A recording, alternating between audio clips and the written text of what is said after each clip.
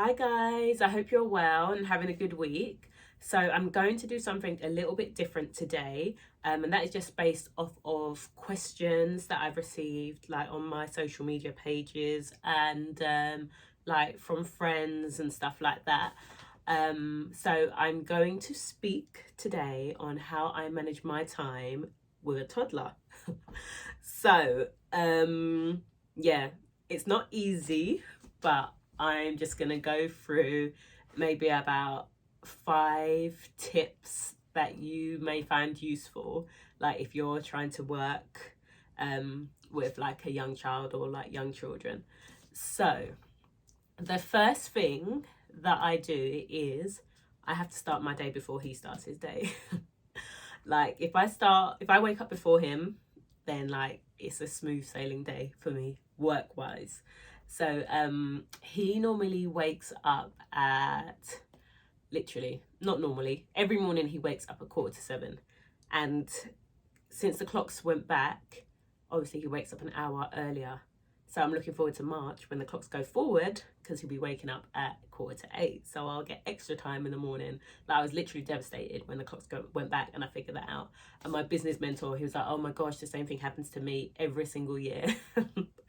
So yeah, so he wakes up at 7:45. So my aim is to wake up at like 4:45 every morning. And every morning I fail.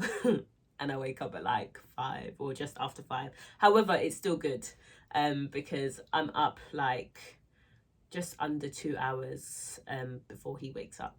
So I normally get out of bed by like 5:15, just head straight down into the kitchen and start doing my work. Like I did used to think, oh, you know, I need to work out or I need to meditate and all this stuff, because I watch like loads of videos on like kind of how to stay motivated and stuff. And then there was this one video that I watched a few weeks ago, and he was just like, everybody's day is different. He was like, a mother with like 4 kids, she's not getting up to bloody meditate and work out before she does her work. She's literally just going to get up and get started. And that's when I was like, do you know what? He's right. I don't need to do all this stuff now. I do it in my time. So I literally get up straight to the kitchen, have a hot water, put my laptop on, start brewing my coffee. Is it brewing your coffee? Whatever it is you do to your coffee, making my coffee on the little coffee thing.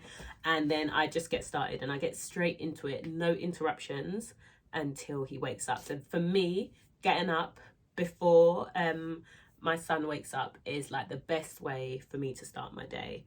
And obviously, if you give this a try, like children are unpredictable, aren't they? So you just never really know when they're going to wake up. Because most times he gets up at that time, but then there will be the odd few times like when he's got a cold or something, and I'll get up at say 5:15, and then at 5:30 he's awake, and I'm like, oh, sabotage. But yeah, just have to get over it really and keep moving. So that's the first thing, get up before they wake up. The second thing that I do is I do a to-do list at night. In an ideal world, I'd like to write it down. However, I don't always have a pen and paper on me. So I just put it in my notes on my phone of like exactly what it is that I want to get done the following day. And then in the morning, I will write it down in my notebook, because I just find it better to like tick it off or cross it off as I've done it. So yeah, that's the second thing. Write a to-do list of what you want to achieve the next day. And they say, I think it's probably right actually, that once you do those kind of things at night, like it's in your subconscious mind, so it's a bit more real, and you know, like you've had a lot of time while you're sleeping to kind of absorb it. So once you get up in the morning, it's not a shock. You know exactly what you're doing. So yeah, the second thing is do a to-do list the night before. Okay, so number 3 is to kind of listen to something that like motivates me.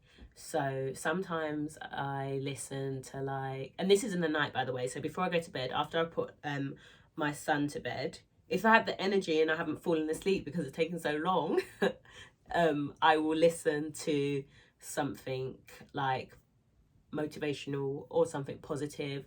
So I normally use my my app on my iPhone and listen to which podcast am I listening to at the moment? I'm still listening to like Real Work podcasts, which is like this women's group that I'm a part of. So I listen to their podcasts. They haven't done any new ones. However, I really like them, so I listen to those, and I listen to this other one. What is her name? Side Hustle Pro, who I really like. This American girl. And then I also listen to like some random gassy ones. So when I say gassy, I mean like ones that will like play clips from Rocky and Steve Harvey shows and all this stuff. But it just depends what mood I'm in, like how I'm feeling. So I'll listen to that kind of stuff before I go to bed. But I'm just saying that this is on a good day that I'll do it. It's not every day that everything goes according to plan. So if I can, then I will literally listen to that. Or even sometimes when I'm feeling like I've had like a stressful day and I've just really need to relax, I might just put on some nice relaxing sleep music or just something like that, so to kind of wind down.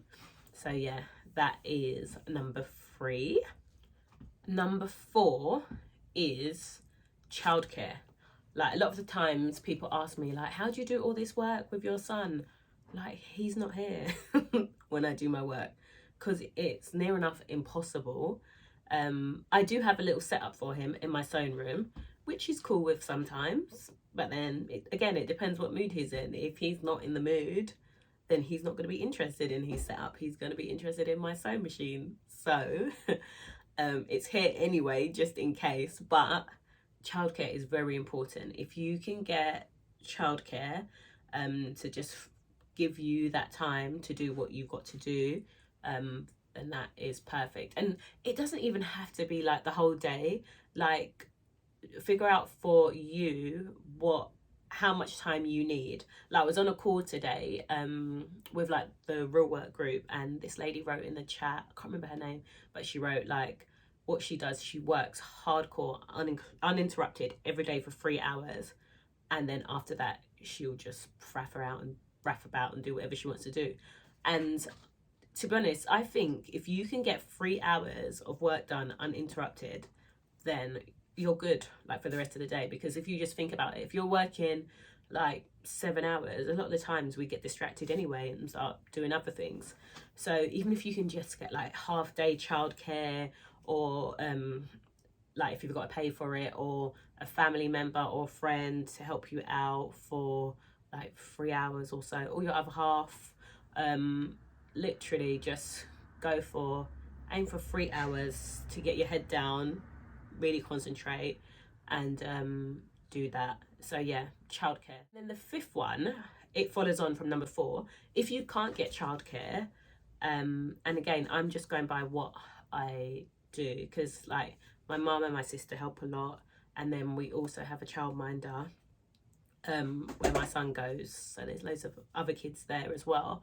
But if you don't have access to childcare, then what I do those days when I know that like my mum's not available, my sister's not available, and I'm gonna have my son, is I will try to get to bed early, so that the next morning I'm up early.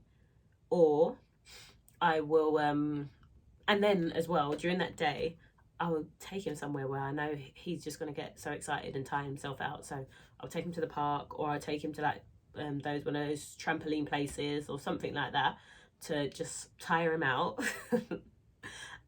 Make sure he's eaten before, so he's full, or make sure there's food ready for when we get back.